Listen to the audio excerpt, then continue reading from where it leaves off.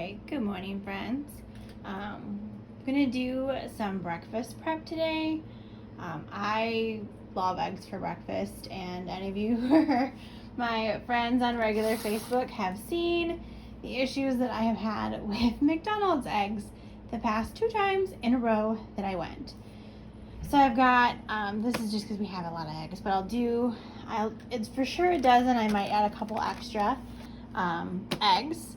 I have cubed ham and a mild cheddar. You can put whatever toppings that you would normally put in an omelet. So we just don't have a whole lot today, but I could add diced up mushrooms.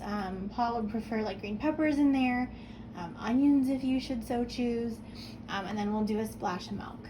So I have my oven preheated to 350, and I have my brownie pan, the individual brownie pan.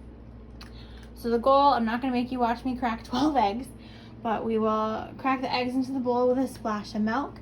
And then I think it works better to put that in there and then put the toppings in the cuppies individually versus mixing it in. I think that just the cheese, in my opinion, I think when you put the cheese in the mixture, it melts to the bottom and makes them a little harder to get out. So I'll do a little bit of that, and then I'll show you how we're going along the way. Got my batter bowl as well as my stainless steel whisk, and then my mini nylon spatula, which is the perfect size to get these guys out when we're done. And my helper down here, who is just desperate for me to drop a piece of that ham. He'd eat the whole bag if you let him. Orange piggy butt. Okay. So cracking eggs, and we'll be right back. Okay, so this ended up being 13 eggs because the top package had 7 in it, and I don't like weird numbers. So I did the 7 from the first box and 6 from the other package.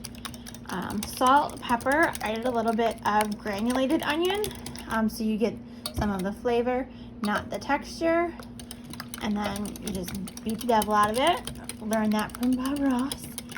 I have seen some people crack their eggs directly into the pan.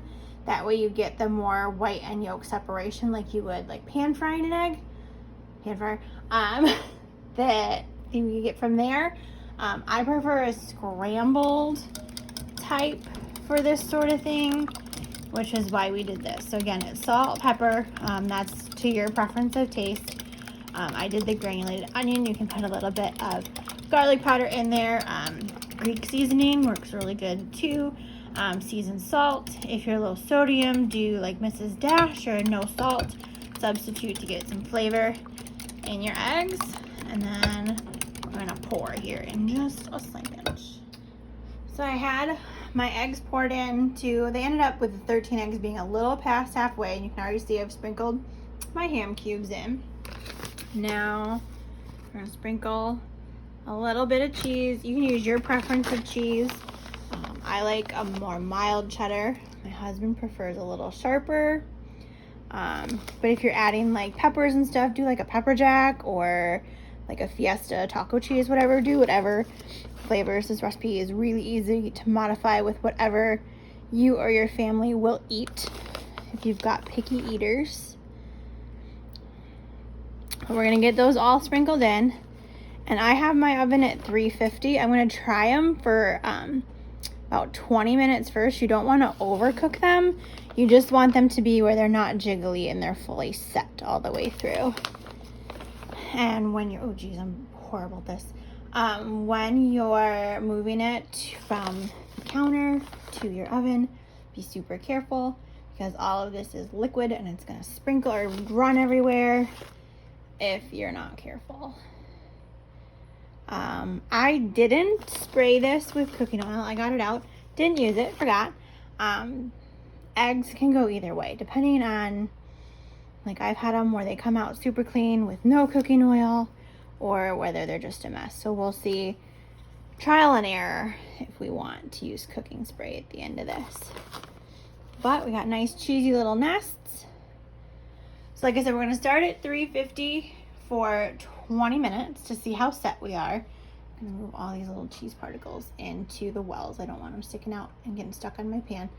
And then I will let you know when I pull them out of the oven how long they ended up actually cooking.